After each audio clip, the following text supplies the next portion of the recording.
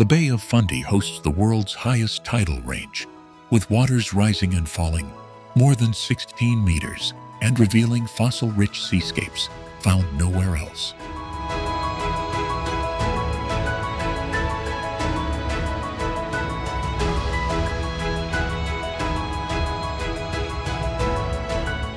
Do you know the Athabasca Glacier, part of the Columbia icefield, is retreating so quickly that century-old markers now sit hundreds of meters from the firn line?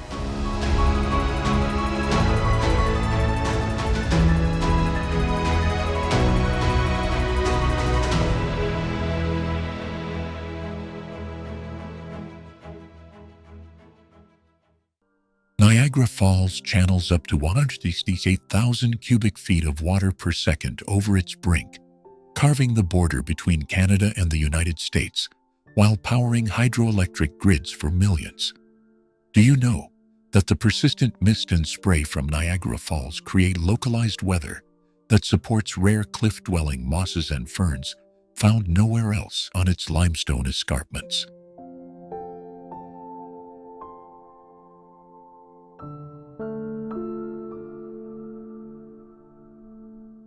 From the thundering Horseshoe Falls, you can trace the river upstream to where ancient glaciers once sculpted the Great Lakes Basin, a geological story that leads westward toward the Rocky Mountains.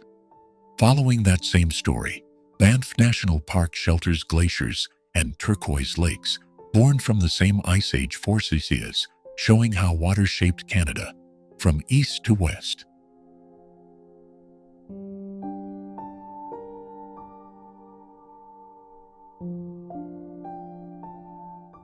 At Niagara, the sensory assault is immediate: vapor, roar, and shimmering rainbows, while in Banff, the silence is punctuated by creaking glaciers and the crystalline clang of moraine-fed streams.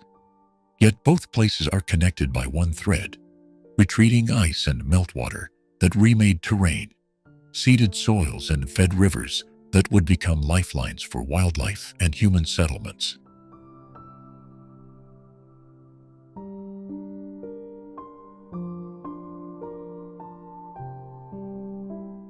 In Banff, Lake Louise and Moraine Lake wear jewel tones because of glacial flour, microscopic rock dust suspended in meltwater, the same erosive processes that make Niagara's gorge so dramatic. Visitors cross from thunderous spectacle to alpine serenity and discover how the same forces produced roaring falls and serene mountain amphitheaters within a single national narrative.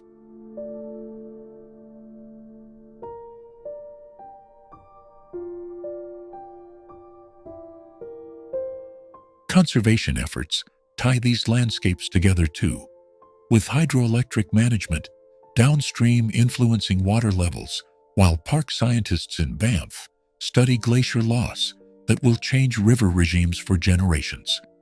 Understanding both sites reveals not just scenic postcards, but a living system in motion, where a drop of water at the Rockies begins a voyage that can end in the spilling curtains of Niagara.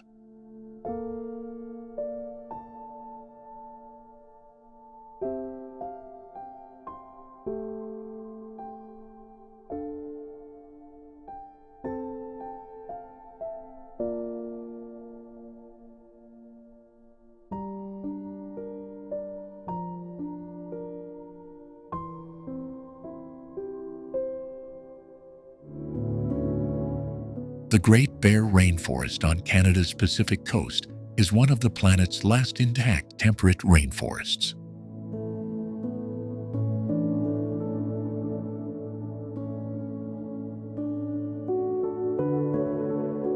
Do you know that Vancouver's coastal temperate rainforest fragments, like the old-growth stands in Stanley Park and the Capilano watershed, are ecologically linked to that vast wilderness by migrating salmon and coastal currents?